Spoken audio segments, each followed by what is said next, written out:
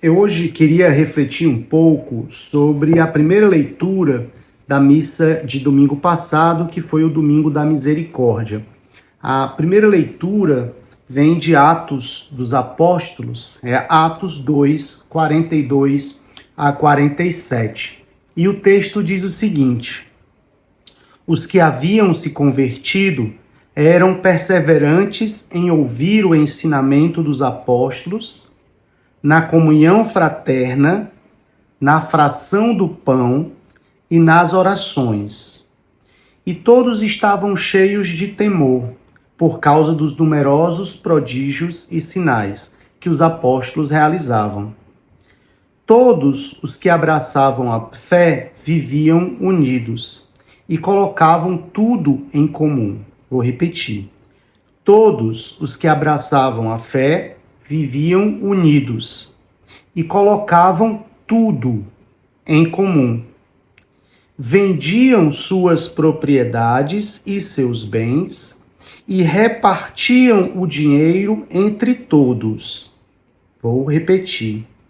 Vendiam suas propriedades e seus bens e repartiam o dinheiro entre todos, conforme a necessidade de cada um. Vou repetir novamente. Conforme a necessidade de cada um. Observe, não é conforme o esforço de cada um, não é conforme o mérito de cada um, não é conforme a dedicação, a piedade ou a quantidade de orações de cada um, mas a necessidade de cada um. Diariamente, todos frequentavam o templo, partiam o pão pelas casas e, unidos, tomavam a refeição com alegria e simplicidade de coração. Louvavam a Deus e eram estimados por todo o povo.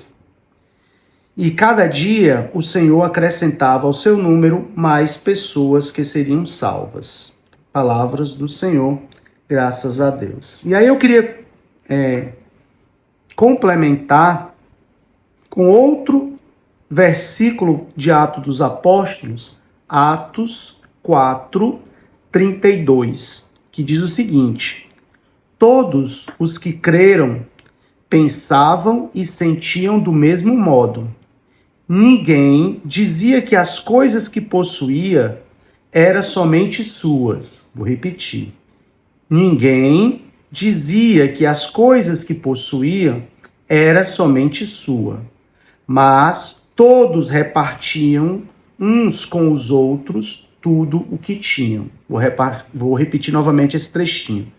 Mas todos repartiam uns com os outros tudo o que tinham. Com grande poder, os apóstolos davam testemunho da ressurreição do Senhor Jesus e derramavam muitas bênçãos sobre todos. Não havia entre eles nenhum necessitado. Vou repetir. Não havia entre eles nenhum necessitado. Vou repetir uma terceira vez. Não havia entre eles nenhum necessitado. Nenhum necessitado. Pois todos os que tinham terra ou casas as vendiam, traziam o dinheiro e os entregavam aos apóstolos.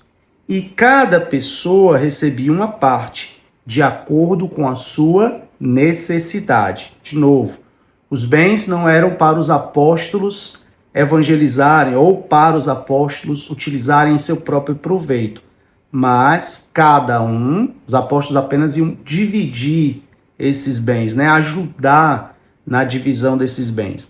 Então, cada um recebia uma parte de acordo com a sua necessidade, não de acordo com o mérito ou esforço, mas de acordo exclusivamente com a necessidade. Era assim que os primeiros cristãos viviam, aqueles que conviveram com os apóstolos, e os apóstolos conviveram com Jesus. É assim que eles entendiam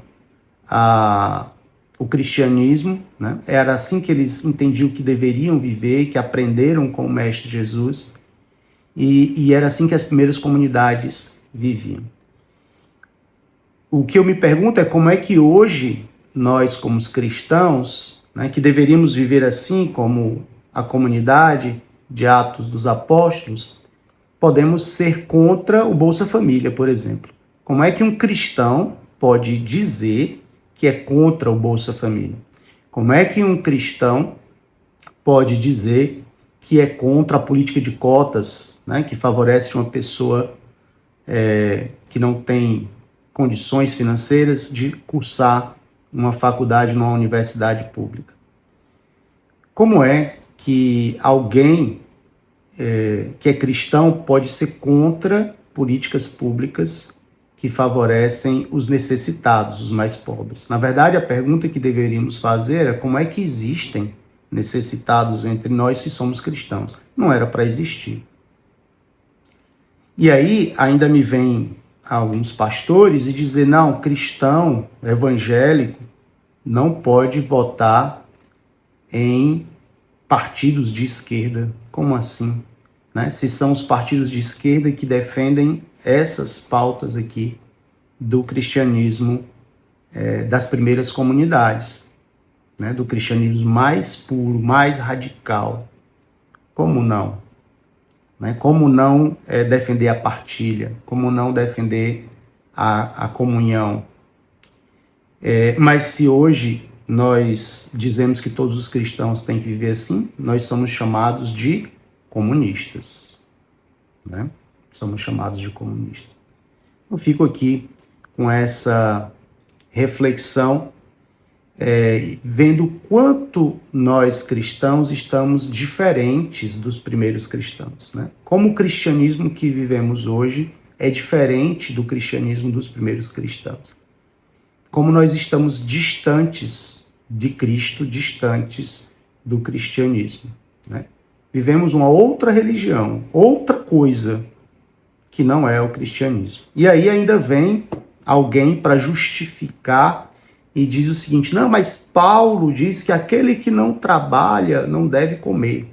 Então, o fundamentalista pega um versículo, né, tira do contexto para ir contra Atos dos Apóstolos e aliviar a sua consciência de não partilhar, né, por não partilhar.